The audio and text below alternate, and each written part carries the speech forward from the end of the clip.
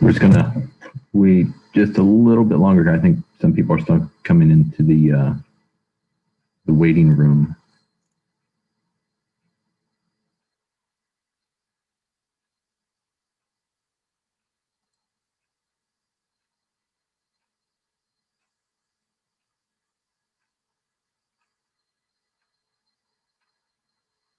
What do you think? You want to get started?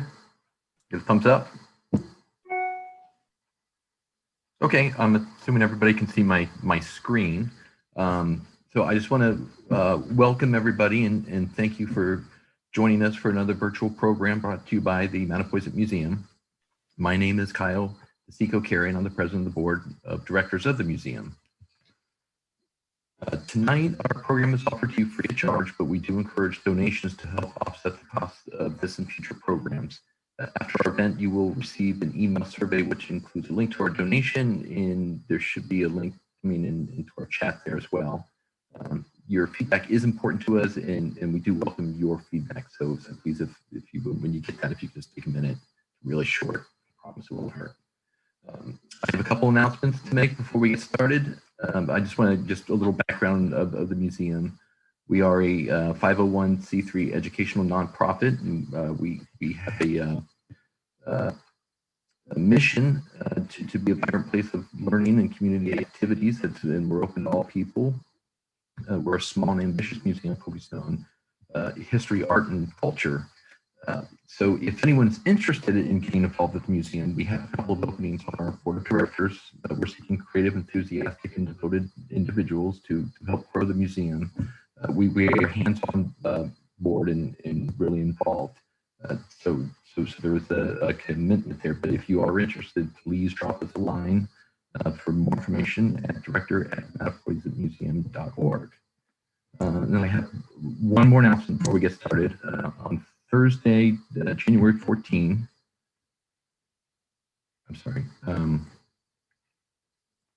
on Thursday, January 14th, we will be holding our annual meeting. After the meeting, we'll be hosting a talk by Catherine Gilliland from the JFK Library Foundation.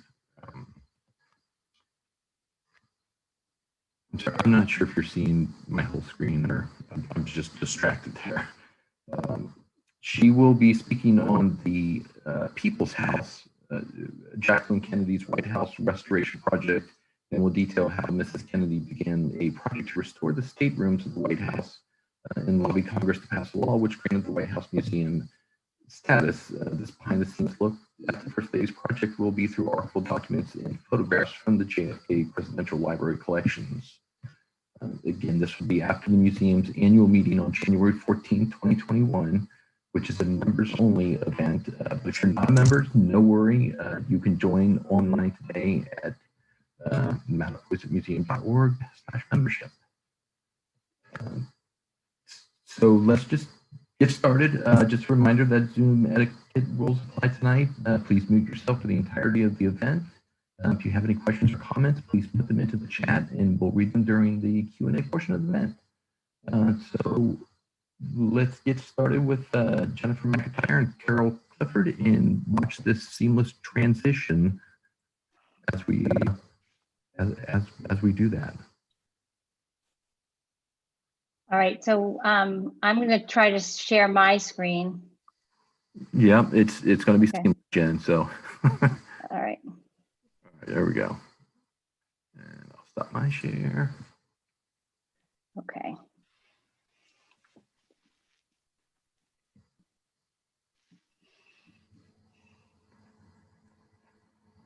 In a minute.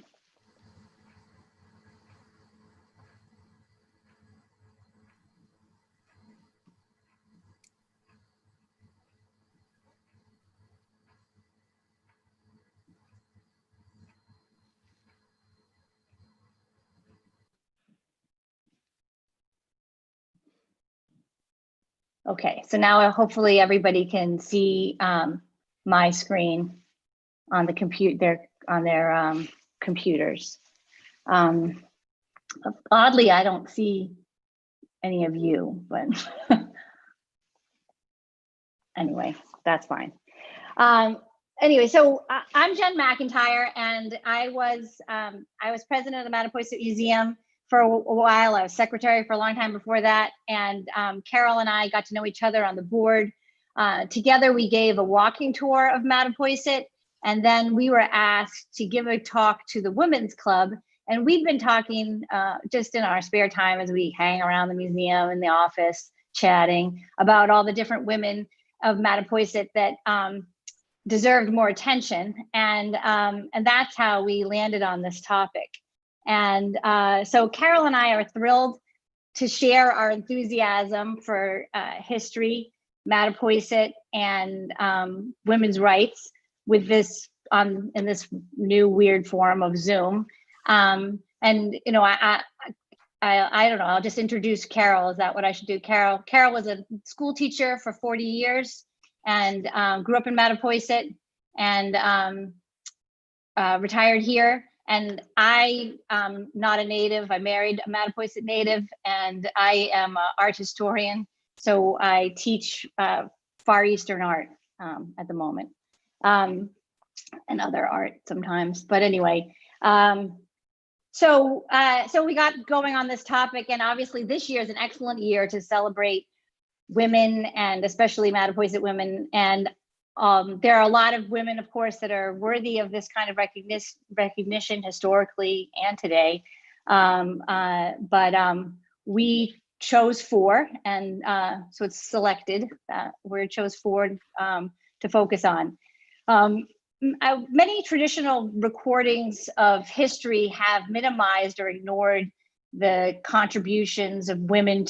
The role of many women played in the past has, I think, should be revisited. It should be reconsidered through a lens that is less biased. And I think we should be seeking to challenge and expand the traditional historical consensus.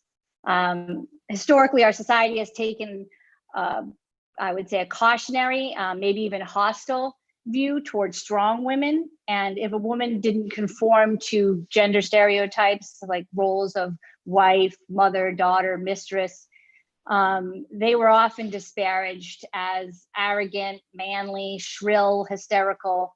And so this value-laden perspective really does a disservice to bright, assertive women. And so instead, what Carol and I would like to propose is a celebration of strong women. And while many women of Mattapoisett's past deserve this recognition, as I've mentioned, to be seen in a more positive light, we're focusing on the 4, Elizabeth Barstow Stoddard. I'm going to change my screen. Why doesn't it change?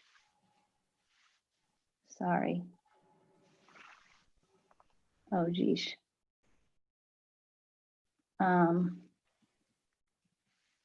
Oh, maybe I have to do it here.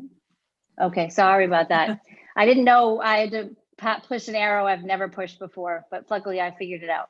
All right, so we're focusing on these 4: Elizabeth Barstow Stoddard, Hiberti Hamlin, Minerva Sparrow, and Florence Eastman. And now I know what arrow to push, so that's a good thing. So the first woman we're focusing on tonight is Elizabeth Drew Barstow Stoddard. And so as you can see on the screen, those are the dates. She lived from 1823 to 1902. And Elizabeth Stoddard was a novelist. She was a poet. She was a journalist, daughter, wife, mother, a mistress too. She did have a brief affair with an actor named Edwin Booth. Elizabeth was born in Mattapoisett in 1823, and she was the daughter of Wilson Barstow and Betsy S. Barstow. Her father was a shipbuilder and a ship agent. He built more than 16 vessels between 1827 and 1854. And as a ship's agent, he was involved in several very lucrative voyages spanning 1842 to 1852. So Elizabeth was the second of 9 siblings and 3 half siblings. She was educated at Wheaton Female Seminary, now known as Wheaton College. So in 1852, she married Richard Henry Stoddard. And in addition to editing books with her husband, she wrote 3 novels. So I have them on the screen here. You can see she wrote The Morgansons. That was published in 1862. She wrote Two Men, which was published in 1865, and Temple House, which was published in 1867. I have not read Temple House. I read The Morgansons and I read Two Men. I recommend Two Men if you're looking to read one of her books in particular. I just enjoyed that one the most, but the one I'm going to talk about the most probably in this talk anyway is The Morgansons. So she also wrote a children's book called Lolly Dink's Doings in 1874, and she wrote a collection of poetry that was published in 1895. Just talking about her literary reputation, William Dean Howells maintains that her work did not achieve the recognition it merited. He says, regarding her reputation, which will be hers when time begins to look about him for work worth remembering. And then he also admired her for her integrity and commitment to cultivating an authentic voice. And then he says, in time when most of us had to write like Tennyson or Longfellow or Browning, she would never write like anyone but herself. So she was always true to herself. And The Morgansons is her novel that received the most critical acclaim. It's available through Penguin Classics, and that's why I put that image up, just to show you how widely available it is. It's a semi-autobiographical novel, and it's set in a town called Surrey, which is very much sounds like Mattapoisett. I'll just read to you this, one of the jacket explanations for the book. This revolutionary exploration of conflict between a woman's instinct, passion, and will, and the social taboos, family allegiances, and traditional New England restraint that inhibit her. Set in a small seaport town, The Morgansons is the dramatic story of Cassandra Morganson's fight against social and religious norms in a quest for sexual, spiritual, and economic autonomy.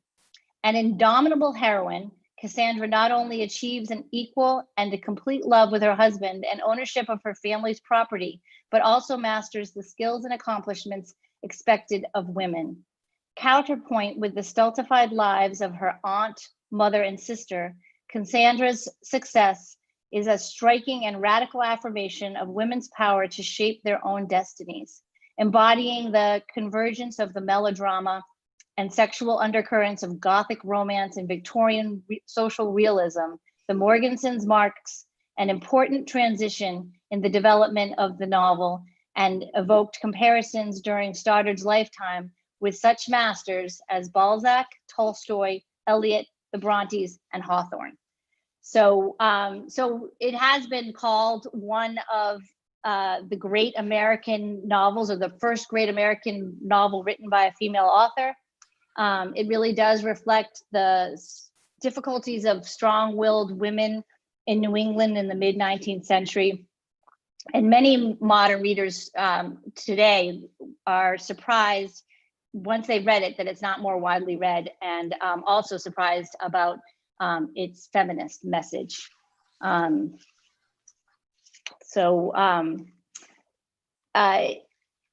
It's interesting. Oh, sorry, I did in the wrong arrow here. I'm going to go, there you go. I have kind of the dichotomy of Elizabeth Stoddard. Oftentimes there's descriptions of her are not very flattering, but there are some that are flattering. So I'm starting with the crabby Elizabeth Stoddard. Her appearance is often described as unattractive, spare, gaunt. It's also kind of interesting to me when you think that her appearance is described at all, when most male authors of this time, we do not have any descriptions of their appearance. Her personality is often described as shrewish, with a proclivity for wounding and alienating old friends. Repeated outrageous behavior, frail, intense, frustrated, abrasive.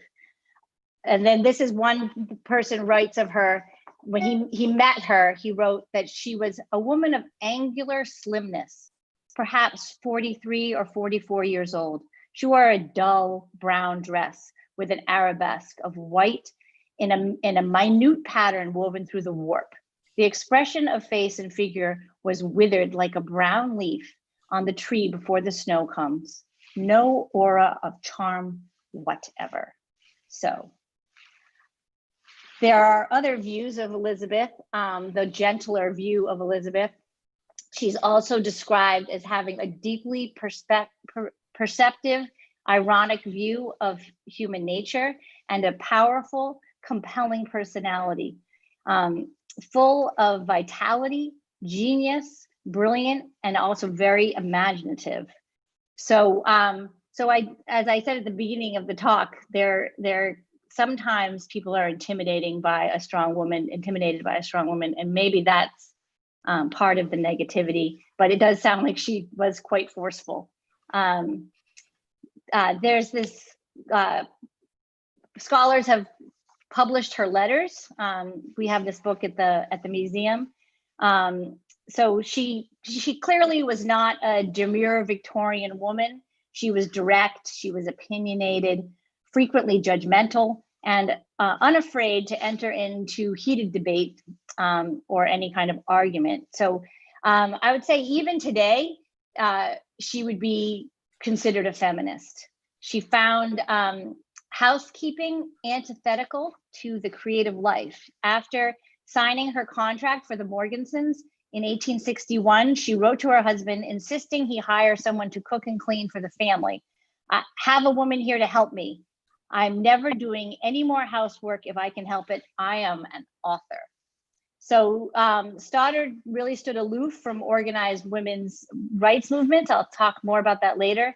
But she persistently acknowledged the many ways that social and legal obstacles prevented women from achieving personal and professional fulfillment. So by her 30s, Stoddard was committed to literary life in New York City and earning money for her own writing and associating daily with her circle of authors, other authors. But on the other hand, it's important to note that motherhood was central to Elizabeth's life, even as her writing career flourished. And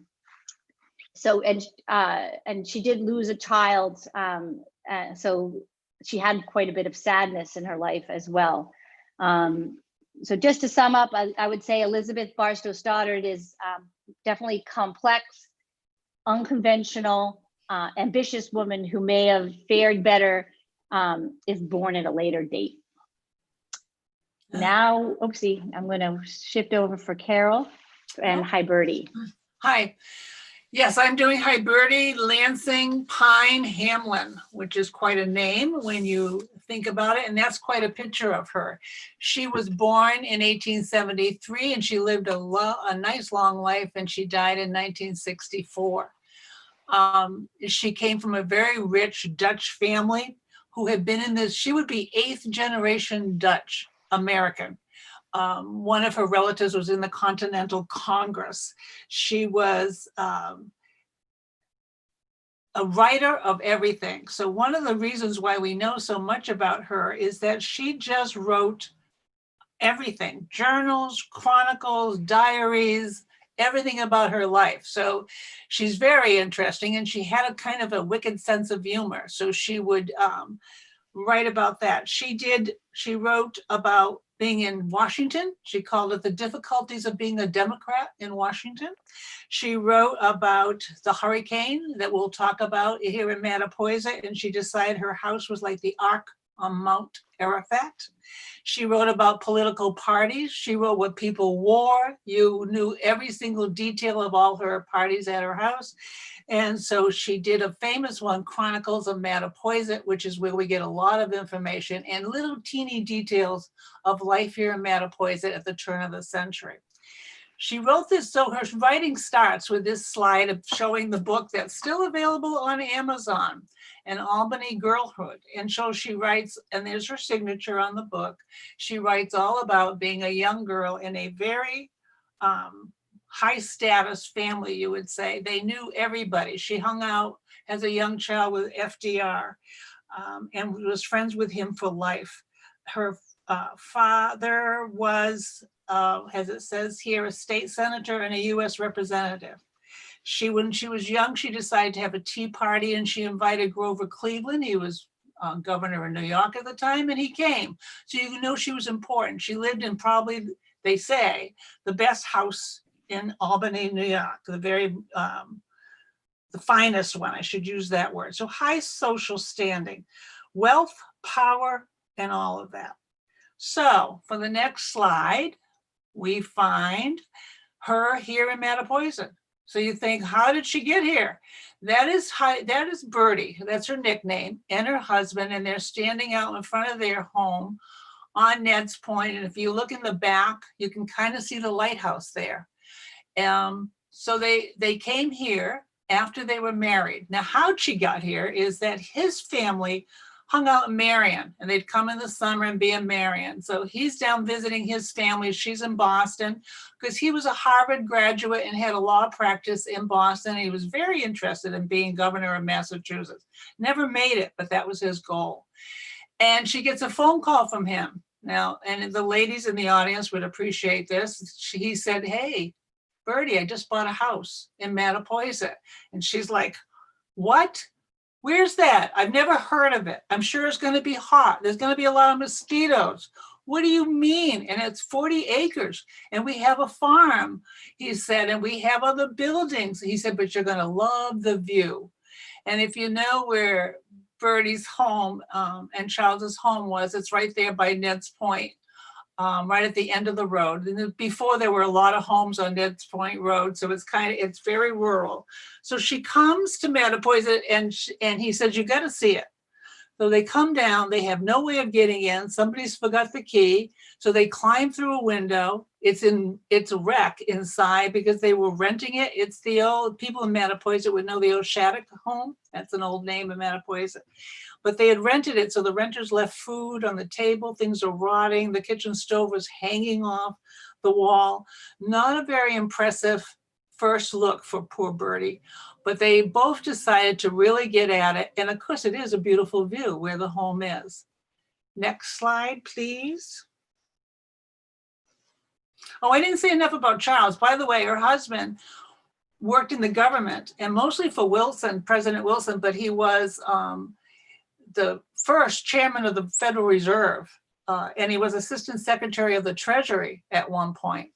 This is the home. We got to take off the third floor there, the home that they bought with the lighthouse in the background. That third floor they put on, that's one of the first things they put on this house. So people call this the ugliest house in Mattapoisett at the time. People were not really appreciative of that third floor. And let's see, it was the highest house in Mattapoisett. It had 31 rooms when they got done. And the special part about the two of them is that when they came to Mattapoisett, they didn't just come here to be a place of rest and to hide out and to hang out only with their friends.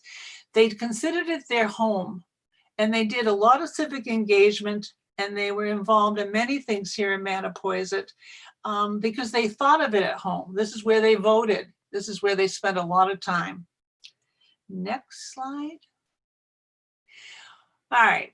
First of all, we'll look at what is on here. This is, as Darcy will notice, this is the poodles that they were famous for. But anyways, underneath you can't really read underneath the picture. So what it says is poodle puppies named for members of the Federal Reserve Board. That's something that Heidi would have done. I mean, Bertie would have done. She named the poodles after who her husband worked with.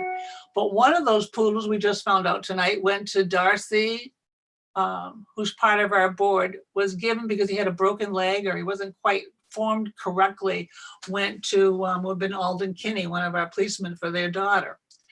Anyways, so you can see the different names she had there. They were, one of the things they did in Mattapoisett is the next part. They were lifelong members of the Mattapoisett Grange. And growing up in Mattapoisett, the Grange was always really important. Both my grandparents belonged to the Grange. There were loads of farms here in Mattapoisett. It was a real farming community. And they joined that, went to the meetings. He went through all the 4 degrees. She got a 50-year pin. They had the wheat wheat on it. I've seen one, my grandmother had one. So that's another way they were involved in the town.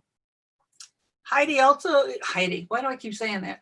Birdie had a real sense of humor. You can tell from that. She had a sense of humor about the poodles. She had a sense of humor about the farm. Now they had 40 acres. The farm was opposite the house that they were in. And so she wrote to her family because she said, we need some animals for our farm. And she wrote to her family and said, would you send us some animals for the farm? And if you don't, we're going to name our pigs after you. So people sent her animals, and most of them went to his law office in Boston, which his secretary did not appreciate, but they got all sorts of chickens and hens. Somebody sent a bull that had to be lassoed in Boston because it was running through the office. And they had a peacock. And she says in one of her writings, the peacock would go to the top of the lighthouse and cry. And then they found him dead at the bottom of the lighthouse. And she figured that he was calling for a mate. And when it never came, he committed suicide. She would also have things at her dinner table. All the important people were coming to a house, but it didn't matter. She liked jokes, so she had glasses. If you went to lift it, it would dribble on you, and you would be in a dribble glass. She had a jam jar that if you opened it up, a snake would pop out at you. She kind of liked those fun kind of things, besides being the person who, when she was young, was presented to the Queen Victoria, was a debutante. All of that. So she had these two sides to her, which I always really find very interesting. One of the things she was serious about, though, was that she thought the path to the lighthouse was just an old dirt road, obviously, and she owned land on both sides. So at one point, the towns wanted to do something with that path to the lighthouse, and she thought she owned that land. So she took the town to court. And she won the case in the lower court. And what that would mean, of course, is that when it got to the lighthouse, if she decided to put a gate across the road or something. But when it went to the higher court, the Supreme Court in Massachusetts said, she doesn't own it. It's been used by people in Mattapoisett for many, many years. And so it's public access from Beacon Street down to the lighthouse is what she was talking about. And then, I should mention in that picture is her daughter, Anna, who there was the only child they had. And she actually, in the writing, it looked like Anna might have got the influenza at one point, but survived. But when she traveled and she went all over, she was presented to the Queen too. She got sick in her second trip to Bermuda. She got sick and they couldn't even get there in time, and she passed very young. And it was very tragic for both Charles and Bertie, and they actually went to Europe for a while to try to recover from losing Anna. Next slide. All right, the biggest thing I think Bertie did in this town was start the Mattapoisett Improvement Association. This is the summary of that. You're looking at the book, and it was here for 50 years. And it was started, as it says, in 1904. And they wanted to do something to recognize things that could be improved in the town. And she became the first president, and she made sure it wasn't just for summer people, it was summer and town people together doing things that they felt the town needed. They had 200 founding members at the very beginning. And she made sure that on the board that they had to be a certain number of women. I think six of them. She didn't make it equal, but the 6 of them board members had to be women. And what they did was, and we have all the books of it, every year they would write a booklet about what they did that year, and they'd have priorities. So it's fun to look back to see the different things they did. And they had committees, and people were head of the committee, and they had to report at the end of the year what they had done. So they had a committee for the bathhouses, the shore, and the river. They had a committee for the bathing beach. They actually hired a keeper to be at the bathing beach.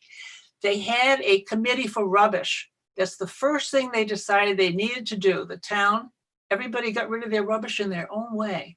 backyard, wherever, dumping, wherever. So they decided that maybe we should collect and have a place to put the rubbish. And they picked a place near Route 6. And then they had a time on Wednesdays when they would come around and pick up rubbish from people. And I think at one point they charged 5 cents for this. They had a committee for trees, paths, bridges, fences, and grounds. And the biggest one they picked was, of course, our Lover's Bridge, the bridge over the river. They wanted to make sure that that was kept. There had been some writing on it that wasn't supposed to be there, and so they cleaned that up. They did street watering. They had a committee for the cemeteries, which is Barlow and Hammond at that time. They had an entertainment committee, which becomes really important. And they had a garden and seed committee. The garden and seed committee, I always love that one because my mother actually remembered part of that. They would give school children seed packets and they could grow things. And then they would give prizes to the best window box, the best zinnia, the best this, and the best cucumber. So one of the best stories is somebody won the cucumber prize. And so the ladies decided they would get their carriages out, no cars at this time, and their coachmen who drove them everywhere. And they drove down to where the Depot Street is, near the railroad. And they're looking for, make sure I get his name right, Roger. Roger Sisson had grown the best cucumber anybody had seen. And so they got out of their carriages and they're trying to see, and they don't see anything. And the voice comes from a nearby window saying, "Were you looking for Roger's cucumber?" And they answer, yes, we wanted to see it for the prize. Well, Roger did grow a cucumber, but nobody came with a prize. So Roger, he ate his cucumber. And that was the end of that particular one. Otherwise, they'd give prizes to the people at the lawn parties, and you could get $1 or $2. And if you ever get a chance, you can read parts of these books, and I recognize some of the names of people who won prizes. They planted 700 trees. And you saw those earlier pictures. There's hardly any trees in Mattapoisett. 700 by the time they were done. They put the plaque from Millay on the house down there by Water Street, the artist who died on the Titanic. They made sure in the corner of Water Street and Church, there's a stone pillar that talks about Ansel Weeks and how he set up the town. They did Boy Scouts and Girl Scouts. They did the old town trails into Marion. And at one point she tried to make sure that there were never, ever any signs, no advertisement signs in Mattapoisett, but they didn't win that one. People put up a sign and they wouldn't take it down. But the most important thing of all of that is that they saved Shipyard Park. You know, Shipyard Park that we enjoy now used to be a lot of buildings on it, and could get at times a little slummy looking, et cetera, et cetera. After the 38 hurricane, things were torn down. It wasn't very good. And they decided the town needed a park. And they raised the money, drove and made everybody appreciate that. It was voted at a town meeting, and we still have the Shipyard Park today, which is a gorgeous park. And you can thank Bertie for that. Next slide. And then she wrote all about the 38 hurricane. And you see pictures of it there. And that's when she called that writing is a great little piece to read about the hurricane, the log of the ark grounded on my area.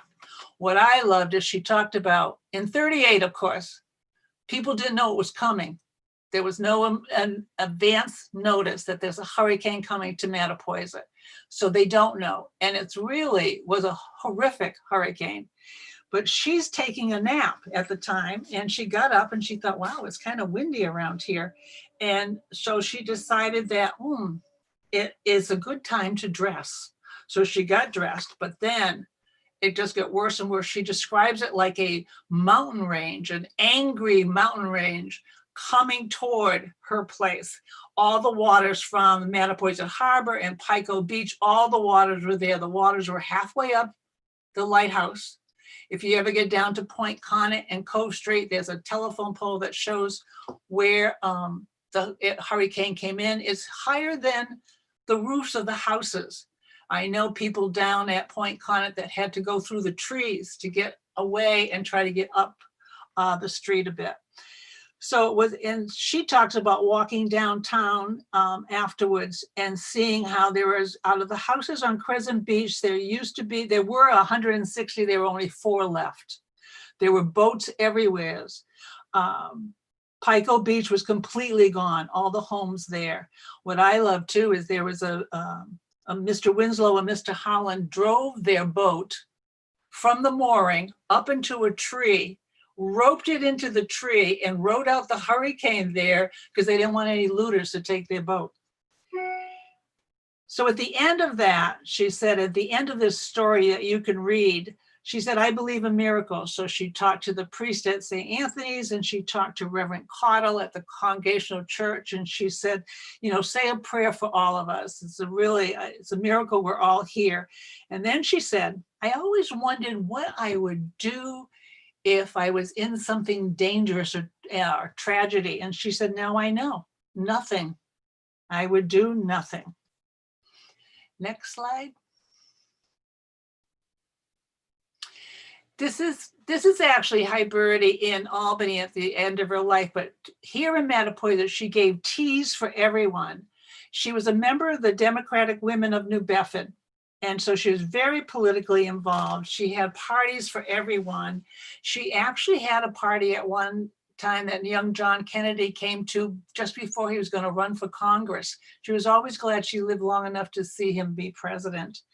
She had teas for the teachers. She had teas for everybody famous. FDR came many times to visit her. In fact, during that hurricane, he actually sent the Coast Guard to the house to make sure she was okay.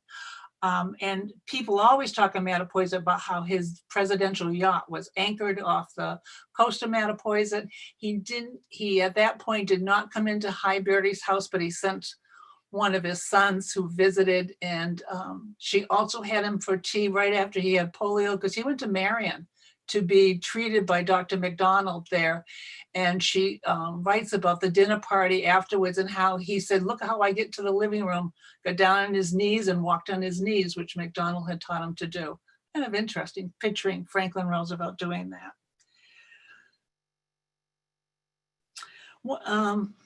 One of the things, just to end it, is at one point she said she wondered, after all her work on the Improvement Association, what the Wampanoag Sachem, who named Mattapoisett the place of rest, what he would think if he came back and saw Mattapoisett as she did. And she talked about, would he enjoy the soapbox derby? Would he enjoy square dancing? Would he join boats in the ocean?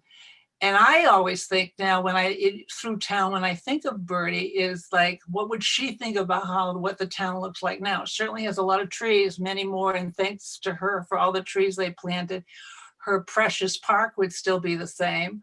And there would be other things that would be very different, but I think she would still think Mattapoisett looked a lot the same and be very proud of what she did. She was a strong woman who made a big difference in our town. You're next, Jen.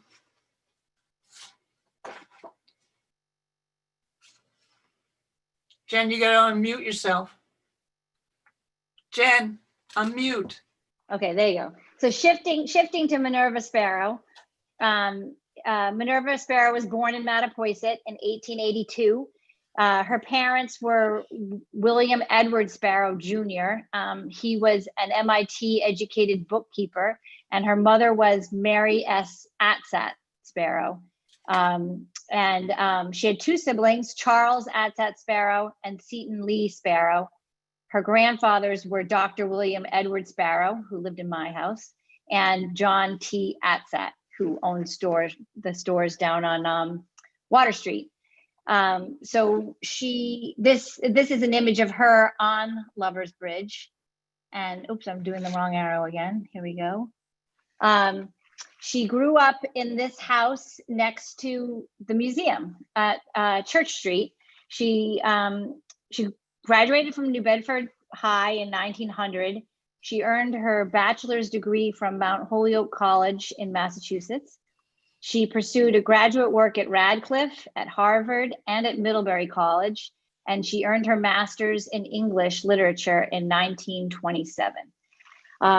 So I became interested in Minerva Sparrow while researching the history of Mattapoisett, the Mattapoisett Historical Society for our 60th anniversary.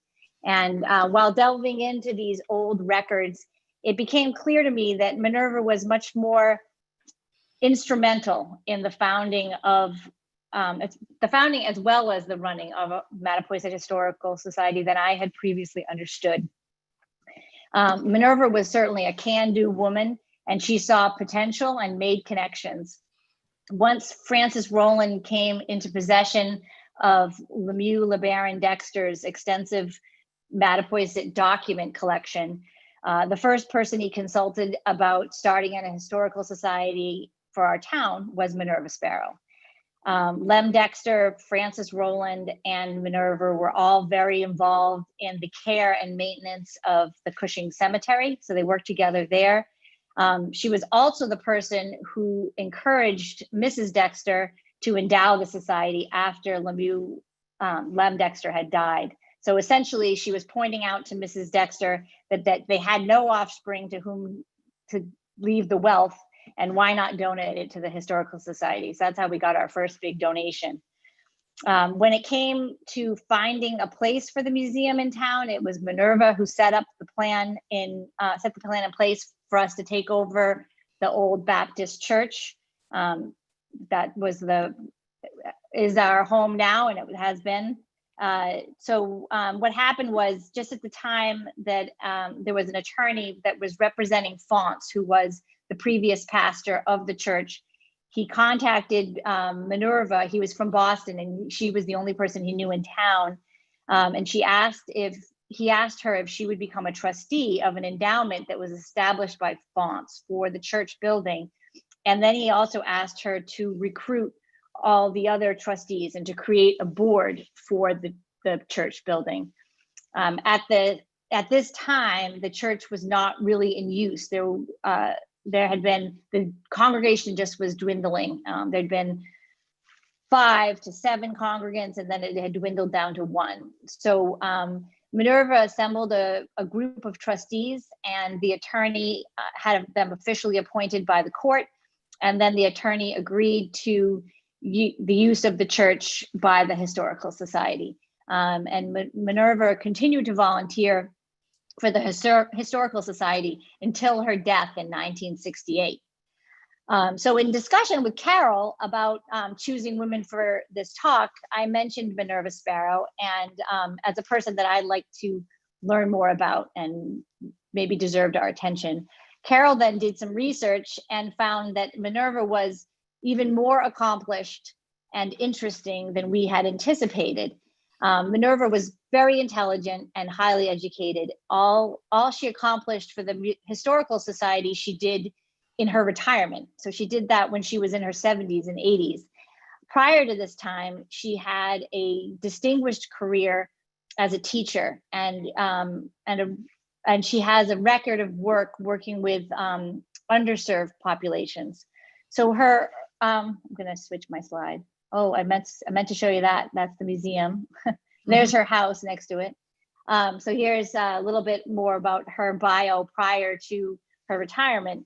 Her earliest teaching experience was in a small rural school in Acushnet.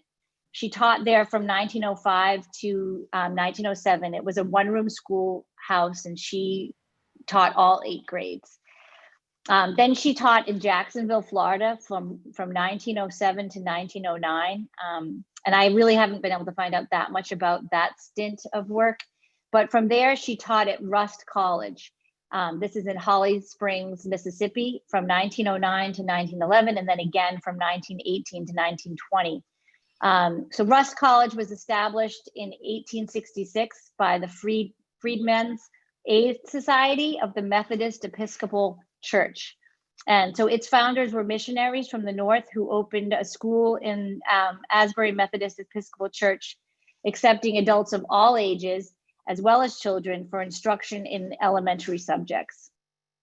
Minerva then was the head of the English department at Straight College. This is from 1920 to 1935, where she taught Latin and English. At Straight College is also another historically Black college located in New Orleans, and it was established to educate freed slaves just following the Civil War. Following her tenure at Straight College, she went to teach at Pine Mountain. This is a school established in 1913 as part of a what is known as a rural settlement school movement. These schools focused on educating children of Eastern Kentucky and Southern Appalachia. And oopsie, that's my problem. This just shows you Minerva and the group of teachers at Pine Mountain. And there she is back there. Can you see my cursor? I'm not sure. Well, I can't get affirmation. Anyway, she's in that group. She's the third from the right in the back row. And so the desire was to transform the mountain community through education by infusing folk tradition with innovative teaching pedagogy. Minerva went to Pine Mountain in 1943 when she was 61 years old, and she taught there until 1946. And then she chose not to teach in 1947 because of some health problems, but she returned there from 1948 to 1949. And she has been described by many of the children who were fortunate to have her as a teacher as one of the best teachers they had in their education years. And then I have some quotations from colleagues. One, Frances Yoakum, who knew Miss Sparrow in New Orleans, she said, she took great interest in the whole student and tried to develop the good qualities which she found in each one. Though her students may have found her standards hard to attain, they ended by appreciating her and loving her. She comes from one of the old seafaring families of Cape Cod region, whose characteristics of determination, forthright speech, and courageous optimism have appeared again in this one of their descendants. And then the dean of Straight College, his name was Ludwig Larson, says that I consider her the best teacher of English that I have known in 40 years of experience. She is a woman of fine Christian character, very thorough and conscientious, and at a time having in view the best good of her students. I cannot speak too highly of her.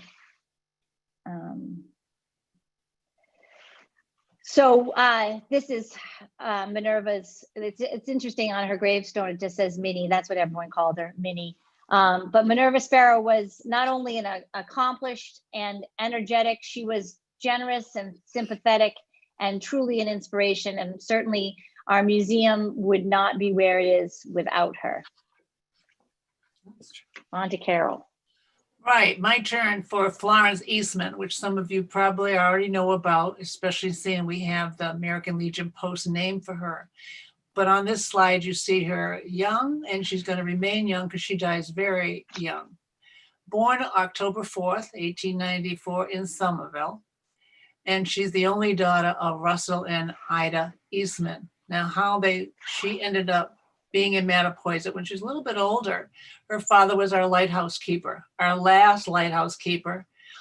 He and his wife lived there. And so she was already beginning to study to be a nurse when they first moved here in 1915. Next. Just for a quick little side trip on history, that's the lighthouse when it was first built. You notice it looks like a bird cage on top. Certainly is not the way the lighthouse looks now, and because we don't have that house anymore. One fun story about this is that, because it's called Ned's Point, because a farmer named Ned had sold the land, and then the government, with John Adams helped us get it, was John Quincy, $5,000 to build this lighthouse. So Mr. Hammond was the builder. Leonard, they called him Uncle Leonard Hammond, and he had a tavern in town and a store. And he was not the best builder, let's put it that way. And so at one point, the government inspectors come to see how their money's being spent and what's happening. Now he knows he's not on time schedule and he hasn't got everything done. So he delayed the guy at the tavern, hoping to make him happy, and then had his workers go to the lighthouse, and over the barrels that were there, put board so it would look like a floor. But of course, when the inspector came, he stepped on the end of the board and ended up in the foundation, and he was not very happy. Though Uncle Leonard was able to finish the lighthouse, but many of the lighthouse keepers that came then said it was leaky and not really well built and all of that. I hope most of you have taken a tour of the lighthouse. The Coast Guard does that, and there are friends of the lighthouse that are trying to make sure it stays. And the repairs are done. It has a great stairway that has no mortar in it because it's cantilevered, I say that word. And so that's always fun to climb up there and see. The next slide will show you how the lighthouse looked when the Eastmans arrived. And you notice they changed the top. It's that 8-sided top now.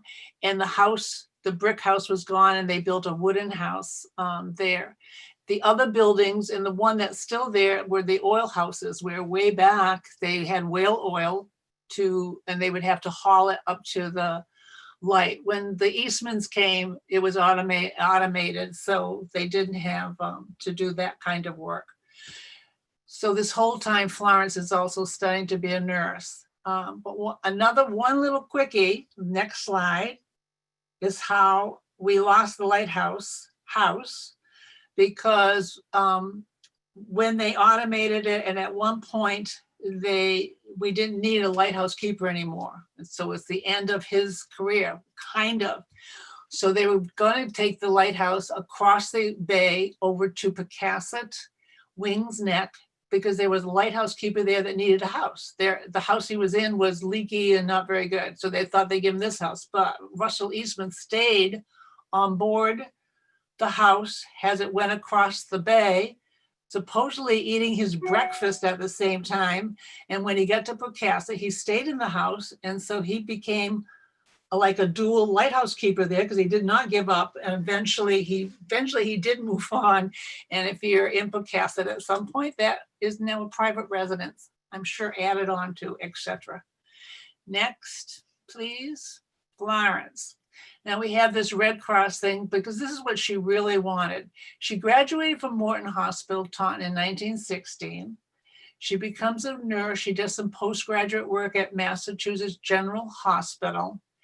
She did some volunteering for the Red Cross, but she really wanted to sign up and go help fight the war as a nurse. And when they lowered the age to 23, she put in right away to enlist in the Red Cross. And she did serve in Long Island. And then she was transferred because, with influenza, in the world, 500 million people died, and mostly young people or people in their 20s. And because it was the war, many people in the Army and the armed forces got it and died.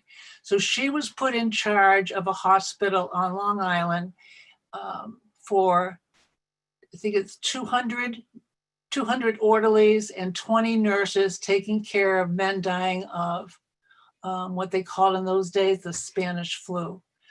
And she was noted for her dedication and her responsibility. Very determined young lady. And she caught the flu herself, and they said she did not stay in bed, got up, still trying to take care of, she called them her boys that she wanted to take care of, and she passed from influenza. Next, please. So this is her certificate of death, which names influenza as what killed her. And when she died, she had a full military funeral. Her casket came in, her body, to our depot when we had the railroad. And because we've talked about Hiberty next door to the lighthouse, they were friends with the Eastmans. So Mrs. Hamlin had them use her car to go pick up the coffin. And with a military escort, they brought it back to the lighthouse. The funeral was held at the lighthouse in a parlor. And it was bitter cold. Hiberty writes about it. She said it was freezing cold and only about 20 people attended the funeral.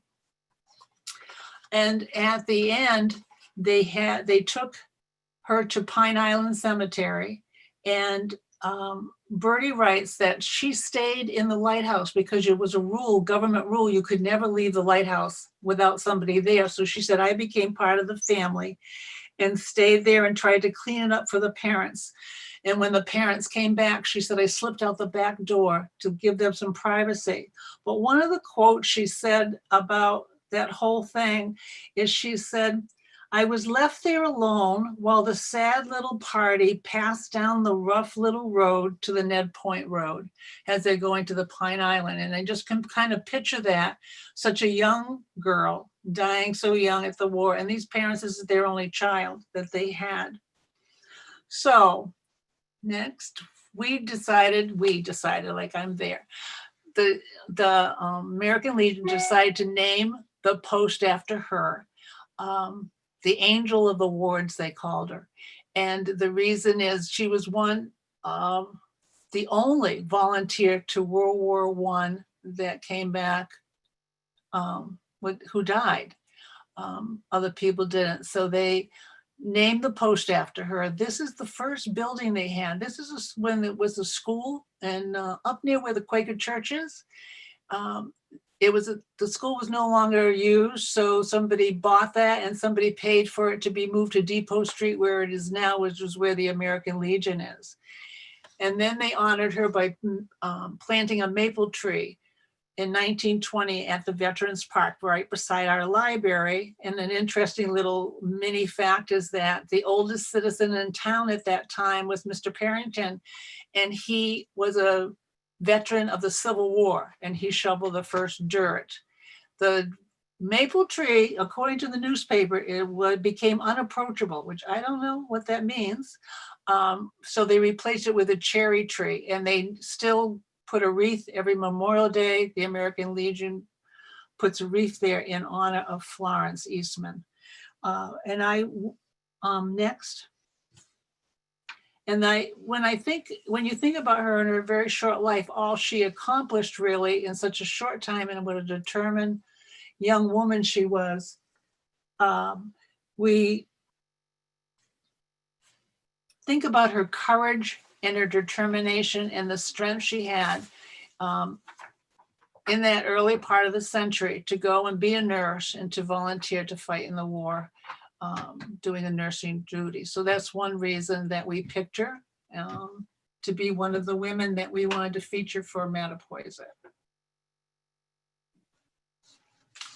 Next slide. So that just wraps up Florence Eastman. Sorry, I should have put that slide earlier. Right. I just put fine. So what we're going to do now is just I'm first going to set the context for the suffrage movement in Massachusetts because it's 2020, 100 years since women earned the right to vote. We thought that we would set this context up as part of this lecture, and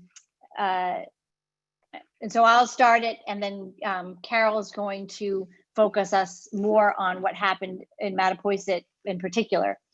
But as in other parts of the country, the women's rights movement in New England really grew out of efforts to abolish slavery. In 1837, noted abolitionists, female abolitionists, Angelina and Sarah Grimke toured New England and staunchly defended women's right to speak out against slavery in public. So the Grimke sisters persuaded women and men from the region to join the fight against slavery, and that really inspired a small number of New England women to use the abolitionist cause as a platform for advancing the rights of women. New England's most notable early suffragist was Lucy Stone. That's why I included her picture here on the screen. So she was from Massachusetts. 10 years after the Grimke's toured the region, Stone delivered her first lecture on behalf of women's rights at her brother's church in Gardner, Massachusetts. Soon after, she moved to Boston to begin a position as a paid lecturer for the Massachusetts Anti-Slavery Society. In 1850, Stone and several other New England women organized the first National Women's Rights Convention in Worcester, Massachusetts, to see if they could generate support for suffrage around the country. Like their counterparts elsewhere, women's rights activists in New England put their cause on hold during the Civil War. And after the war, they resumed their activism and began planning the formal formation of a regional suffrage organization. So in 1868, they founded the New England Women's Suffrage Association. There were some debates and some schisms regarding the 15th Amendment to the U.S. Constitution, which would prohibit denying the franchise based on race, color, or previous condition of servitude. And the New England Association was always aligned with a group that formed, a broader national group that formed, which was called the American Women's Suffrage Association. And they protested both gender-based and race-based discrimination and prioritized the struggle of Black male suffrage over female suffrage. In order to avoid putting the fight for women's suffrage in direct conflict with Black suffrage, they really toned down their own efforts for women and focused on Black suffrage. So the American Women's Suffrage Association encouraged the growth of state organizations that would campaign for women's suffrage on a state-by-state basis. That was their strategy. And Stone and her husband, Henry Blackwell, also created the women's newspaper, the Woman's Journal, which served as American Women's Suffrage Association's principal means of communicating with affiliated state organizations. There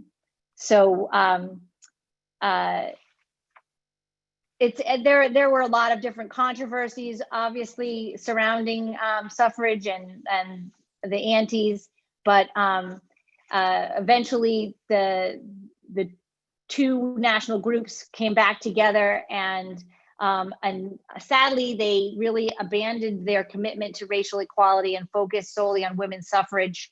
And it's around this time that in the 1910s that the suffrage movement really began its crusade and landed in Mattapoisett. So now I will shift over to Carol.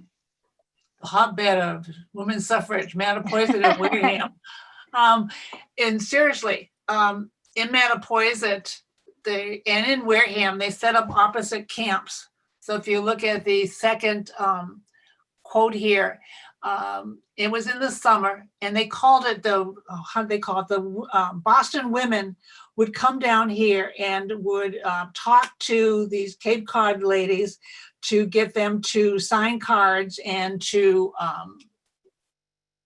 either be suffrage or anti. Here in Mattapoisett, they set up with Mrs. Frances Kellogg Small Curtis, set up a home where she ran the suffrage things and tried to get people to send cards, and she's doing that around 1914.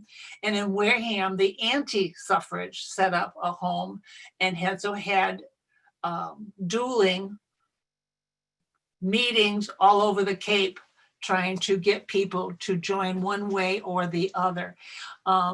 Mrs. Curtis was quite active, and she was from Nahant, and they called it the Boston Society Ladies, came down here to the Cape to try to talk people about suffrage. They had a couple of meetings here in Mattapoisett at the town hall. They had one, Curtis had learned to give speeches. They trained her to do speeches, and she could be very fiery. And the next one, slide. they had one meeting, which is here in writing, but it was a Wednesday afternoon, and Mrs. Foley talked, but Mrs. Curtis did too. And Curtis loved to use this example. She said, I always said, you women down here at the Cape must think about the poor girls and mothers back in the cities toiling every day for their daily bread. You must think how you can help them. You must fight for the ballot. Convince your husbands. Convince your brothers, convince your sweethearts that they must give you the same right of suffrage that they enjoy. And another meeting with the opposed. So there was one meeting in Mattapoisett where they did this speech, and then I found another meeting where it said the suffrage car just left the town hall in Mattapoisett, and in came the aunties with a red, white, and blue car all decorated with to speak against suffrage. And what was interesting, they didn't do the speeches or anything, but at the end they said attending that meeting were, and I recognized some names, and then Hiberti was there. And I'm like, Mrs. Hamlin, what are you doing at that meeting? I'm not sure if she was there just to listen. It's also had Mr. and Mrs. Dennis Mahoney and the Sparrows and a couple other people. I'm like, geez, but so there was really dueling going on between the two, but the Cape, most of the real action was happening, of course, in Boston, but they were down here one whole summer coming through, trying to talk women into sign cards one way or the other.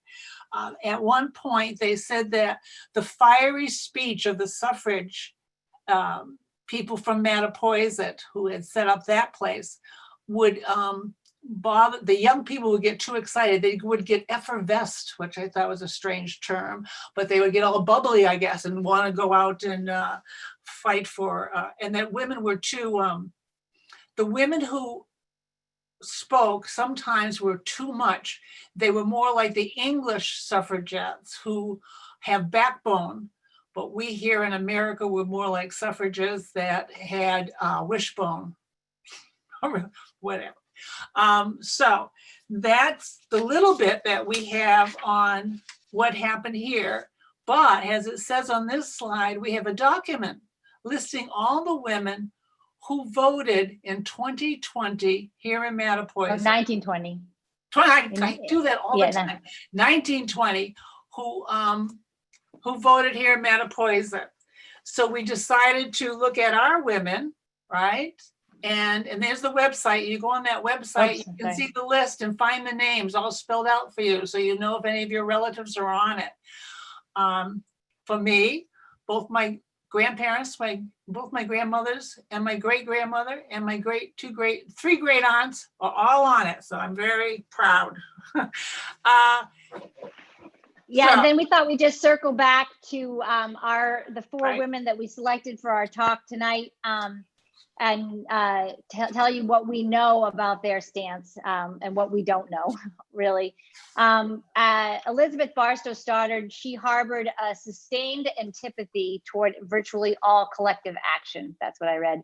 Stoddard privileged individuality over group progress and seemed not to value the potential for systemic change. She repeatedly and openly mocked many of the most prominent women's rights activists, including Lucy Stone, Paulina Wright Davis, and Elizabeth Cady Stanton. In 1870, Elizabeth writes to Helen Hunt Jackson saying, "Are you a woman's writer? I hope not. Heavens, how humiliating to our sex all this business is.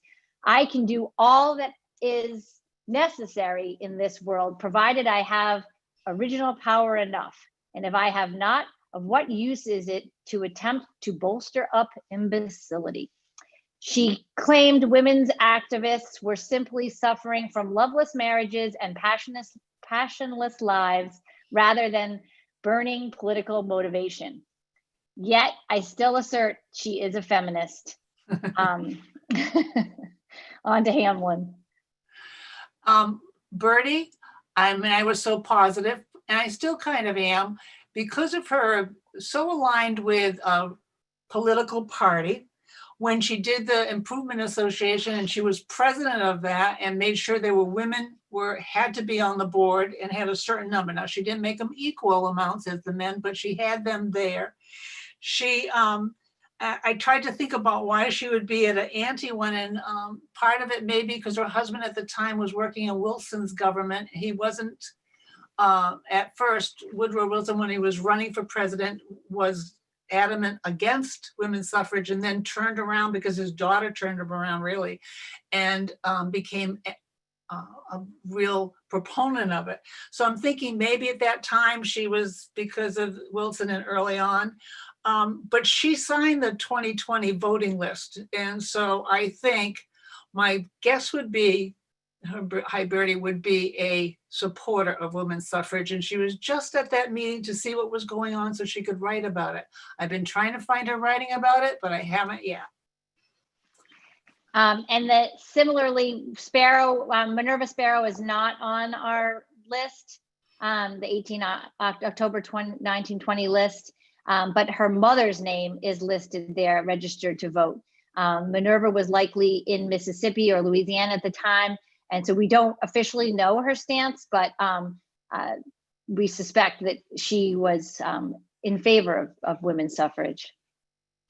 And lastly, Florence Eastman, of course, she was actually 1918, 1919, 1920. She's working as a nurse and everything else. She's probably not even here in Mattapoisett, so we really don't know. But her mother signed it. Ada Eastman's there. So I'm pretty sure that Florence would be somebody who was supporting suffrage. And so that So is. these are the, yep, go ahead. Sorry. Go right ahead. These are the 4 women that we highlighted: Elizabeth Barstow Stoddard, Hiberti Hamlin, Minerva Sparrow, Florence Eastman.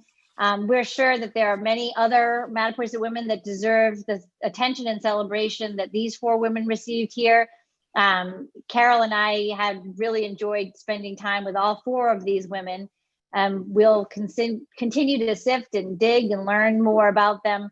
And there's no doubt that these 4 women merit our celebration for their strength. Thank you. Thank you. Questions? Yeah, are there any questions for Jen and Carol? And can you hear me okay? I understand that I was breaking up earlier. Yeah, okay. I don't see anything in chat. Any questions? No? You can ask. There's one at the end. Oh, I can do that one. The hospital, she was at Camp Mills. Wait a minute, I got it. Yeah, the question is, where was the hospital in Long Island Thank you, I got it. stationed at? Oh, I'll get there, I'll get there. Mineola, Mineola? Long Island? I'm not saying it correctly. Mineola. Mineola, okay, thank you. And it was Mills Hospital, or is it, let's see. Camp Mills, so that would be the Army camp. Mineola, Long Island was where she was.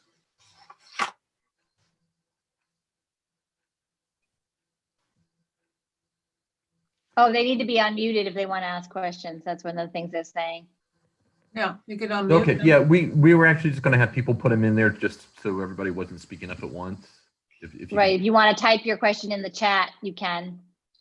Right, in as far, I think there was a question of if the video, the presentation was going to be available. I can share the PowerPoint deck. Is that what they're asking? What Mary Lou's asking? Well, we actually have the videos on our YouTube channel. It's live now, but it'll be saved there, and you can view it there. They wanted to know if there's an exhibit at the library about this topic as well. I can answer part of that. Part of this whole thing is the lighting the way that New Bedford and the Whaling Museum did, and both the women I talked about are both on Lighting the Way. That's where all the historic women of the South Coast are listed. You go online and you can just see them.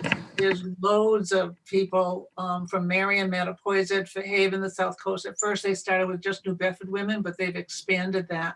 And I think Elizabeth Barstow Stoddard's included as well. Minerva is not. Minerva is not, right, but Florence Eastman is, and Hiberty.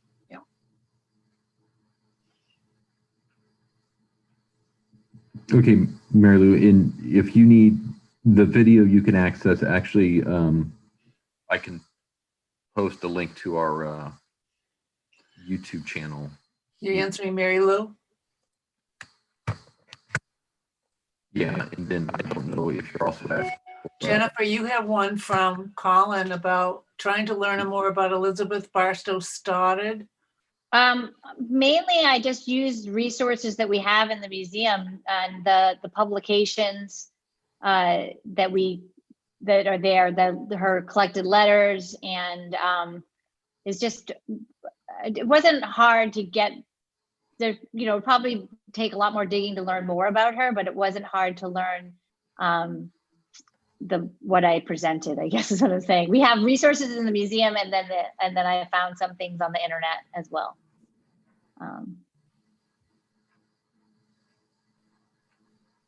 Hopefully that's helpful.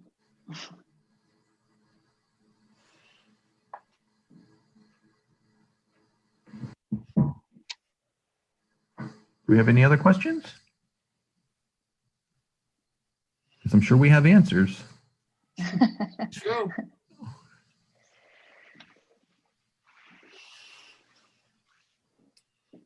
It's already posted.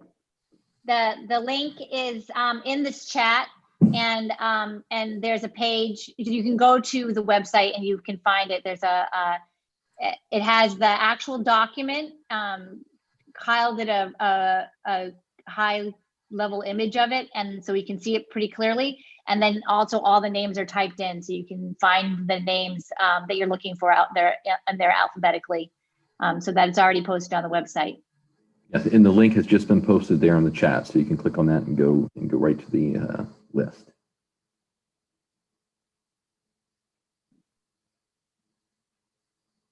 Okay, so do we have any other? Sounds good. Yeah. Okay. Well, thank you, Carol. Thank you. I just want to plug one more thing before we go. On Saturday, I'm sorry, the 28th, from 1 to 3, we're going to be outside the carriage house doing a holiday pop-up shop. And one of the things that we have is, I don't know if you can see it here, is we have the Memory Lane. It's a walking tour of Mattapoisett with some great stories. This was done by Francis Rowland, and it was edited by Carol and Jen and Jill Sanford. So we have this on sale, and it's a great book, as well as some other books and posters from our collection. So if you're looking for some good holiday gifts. And I'll just say it's actually very entertaining. Francis Rowland, there are a lot of people in Mattapoisett that have a good sense of humor, and he's one of them. So it's not a boring book to buy your family for Christmas. It's fun. Yeah, No, there's some great stories here. Take the walk. It goes down by But the you water. can read it in a chair too. You can relax in your living room and read it and still find it entertaining. Or you can take a walk. Take the walk. Yeah. All right. Well, thank you. Great. Thank you. That's anything fun. else? Yeah. Thanks, Okay. guys. All right. Thank you, everybody. And thank you, everybody, for attending as well. Stay safe. Bye-bye. All right. Bye, everybody.